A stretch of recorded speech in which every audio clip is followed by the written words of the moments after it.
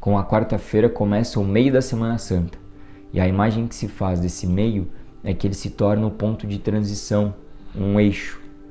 O meio de algo deixa no mesmo peso tanto o passado quanto o futuro, e é um momento essencial para que as transições possam acontecer. Transição requer mudança e mudança requer movimento. Nesse dia de transição, aumenta o silêncio do Cristo, que diferente dos dias anteriores, agora começa a se reunir para fazer as refeições somente com seus discípulos mais íntimos. Isso acontece quando Cristo retorna à cidade de Betânia.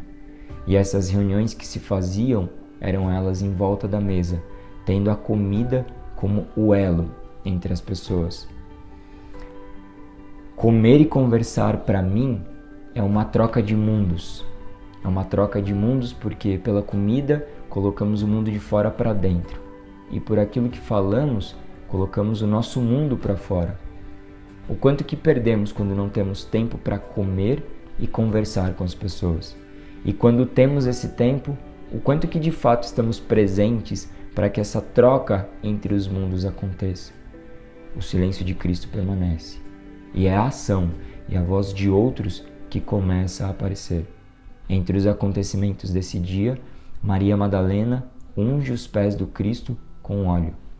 E foi usado para isso um óleo de um valor extremamente alto e que deixa aquele ato bastante criticado por Judas, que se apresenta como uma espécie de tesoureiro.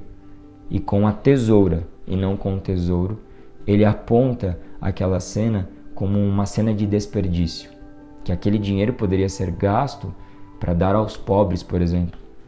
O que faz sentido se pensarmos que de fato há um interesse genuíno em ajudar, o que não é o que parece, pois as forças que aqui se apresentam de Judas são as forças da crítica e do egoísmo.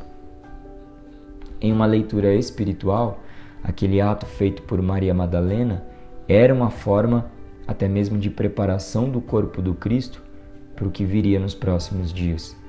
Esse ato é considerado sagrado e muito importante, e foi feito por ela, uma mulher que teve uma forma bastante terrena de viver. E essa oposição é para mim um símbolo importante desse dia, um símbolo de como se pode transformar algo obscuro de um passado em algo luminoso no futuro. A quarta-feira é um dia de transformação. E eu gravo essa fala satisfeito porque falar desses assuntos tão devocionais e chegar de alguma forma com uma reflexão é uma forma de agradecer o que esse conteúdo me proporciona durante todos esses anos que eu me debruço em estudá-lo. E essa transformação para mim foi muito significativa.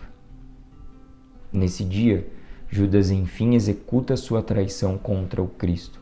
E mesmo ciente dela, o Cristo continua com sua jornada, agora em silêncio introspectivo, em serenidade. Essa serenidade e essa paz não como um sinônimo de falta de movimento, mas sim de movimento transformado e transformado em tranquilidade. Um baita desafio, mas que ao longo dos anos, se olharmos em retrospectiva para as nossas próprias vidas, conseguimos ver exemplos em nossas biografias de como todos os movimentos que fizemos, certos ou não, nos deixaram presentes de transformações que podem nos dar uma maior tranquilidade para o que irá acontecer. Em espanhol, por exemplo, a quarta-feira se chama miércoles e significa Mercúrio. Mercúrio para os romanos era o deus da cura. Estar entre nossas maiores questões e equilibrar-se nelas sem ir aos extremos pode ser visto como uma forma de saúde, uma forma de cura.